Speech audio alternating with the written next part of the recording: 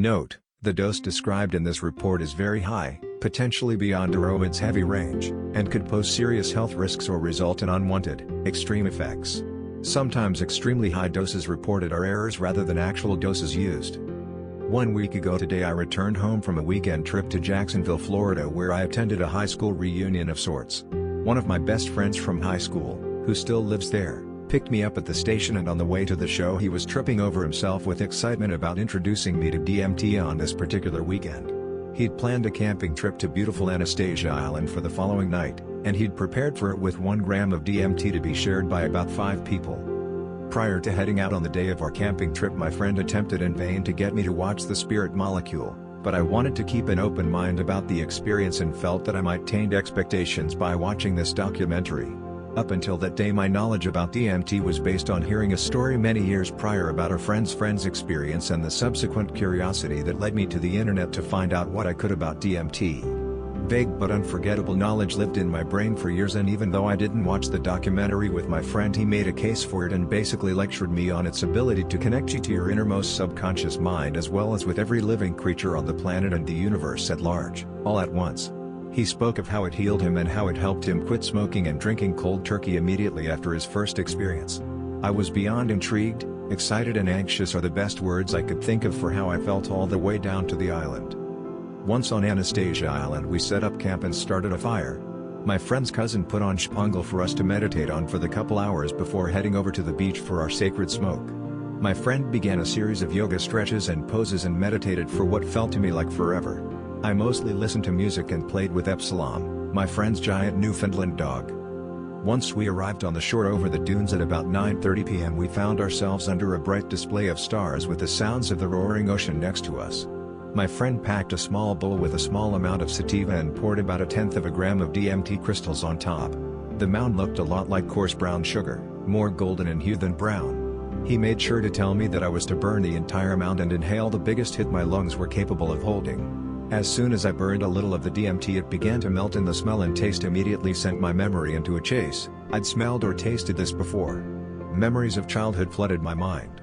My friend quickly refocused me and had me take my real hit.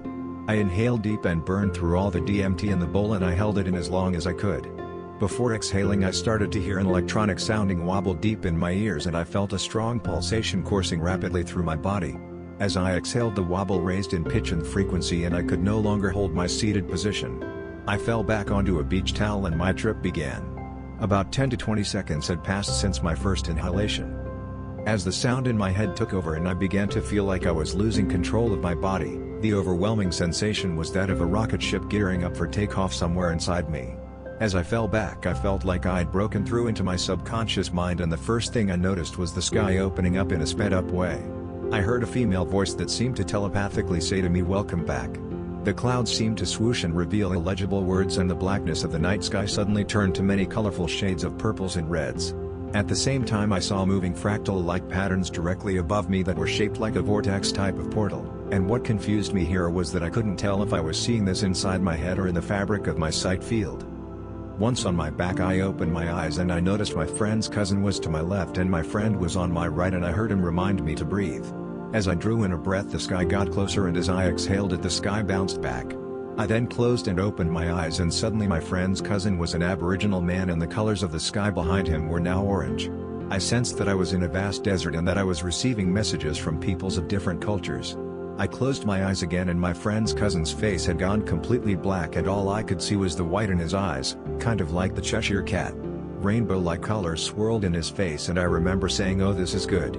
There were echoes every time they spoke and it felt as if my every move controlled the information coming into my mind.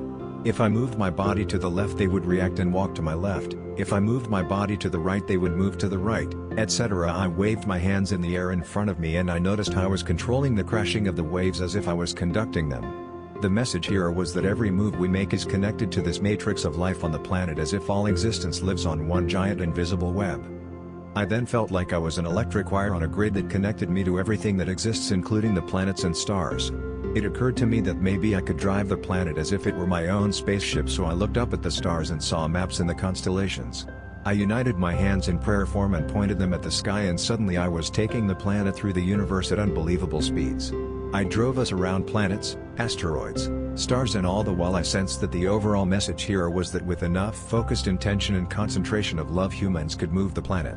During all this, a thought or feeling that I've had before kept creeping into my mind, and it reminded me that the One lives inside my mind and that people, animals and plants recognize this energy in me.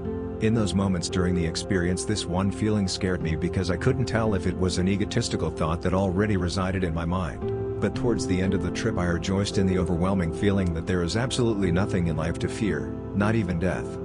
And just as swiftly as my experience opened up, it ended, quite abruptly. I felt great afterward, as if I'd only just watched a 15-minute film on the existence of planetary life with thousands of years worth of information and messages fast-tracked into my conscience.